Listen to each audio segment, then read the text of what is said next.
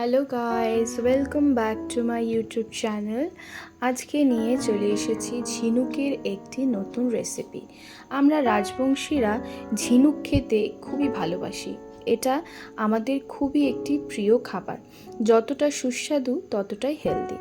দেখো, এখানে আমি কিছু আলু কুচো করে নিয়েছি, বেগুন কুচো করে নিয়েছি, পেঁয়াজ কুচো করে নিয়েছি, গোটা রসুন, একটু আদা ও লঙ্কা নিয়েছি। লঙ্কা অবশ্যই সবাই নিজেদের স্বাদ মতো নিয়ে নেবে।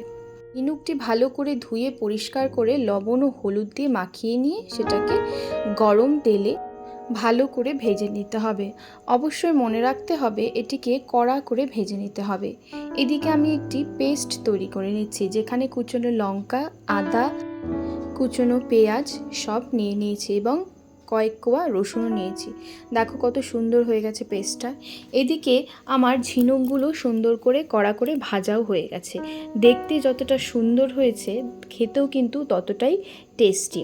ঝিনুকটা কি করে পরিষ্কার করেছি সেটার যদি ভিডিও দেখতে চাও তাহলে অবশ্যই কমেন্ট বক্সে লেখো, আমি সেটারও সেপারেট একটি ভিডিও বানিয়ে নেব। এবার কুচনো বেগুনগুলো যে ছিল সেগুলো লবণ হলুদ দিয়ে ভালো করে ভেজে তুলে নিলাম। কড়াতে আরেকটু তেল দিয়ে ফোড়নের জন্য দিয়ে দিয়েছি অল্প জিরে।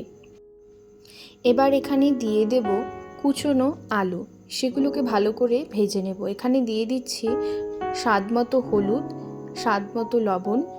যে যেরকম লবণ খেতে চাও সে হিসেবে খেয়ে নিতে পারো। তেলটাও ঠিক তেমনই। যদি কম তেলে রান্না করতে চাও অবশ্যই করতে পারবে, একটু বেশি তেল দিয়ে রান্না করতে চাইলে সেটাও করতে পারবে।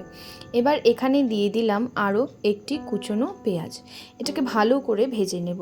এবার যে পেস্টটি তৈরি করেছিলাম সেই পেস্টটি দিয়ে দিচ্ছি। দিয়ে দিলাম শুকনো লঙ্কার গুঁড়ো, জিরে ধনের গুঁড়ো, গরম মশলার গুঁড়ো ও দিয়ে দিয়েছি কালো মরিচের গুঁড়ো। এগুলোকে ভালো করে এবার ভেজে নেব। যেভাবে মাংস কষিয়ে নিই ঠিক সেভাবেই এই রান্নাটিকেও কষিয়ে কষিয়ে রান্না করতে হবে। দেখো কত সুন্দর করে তেল ছেড়ে দিয়েছে। এই মুহূর্তে দিয়ে দেব ভেজে রাখা ঝিনুকগুলো দিয়ে আর একটু সুন্দর করে রান্নাটিকে সাঁতলিয়ে নেব। রান্নাটি খেতে যতটা টেস্টি, দেখতেও ততটাই ভালো হয়েছে। এবার এখানে দিয়ে দিয়েছি ভাজা বেগুন এবং কিছু কুচনো ধনেপাতা। রান্নাগুলো কেমন লাগছে অবশ্যই কিন্তু জানাতে ভুলবে না। আমার এই ইউটিউব চ্যানেলটি অবশ্যই সাবস্ক্রাইব করে নিও। লাইক, কমেন্ট, শেয়ার অবশ্যই করে দেবেন। প্রত্যেকটি রান্না অতি সহজ পদ্ধতিতে করা, তাই রান্নাগুলো করে খেতেও কিন্তু কোনো অসুবিধা হবে না।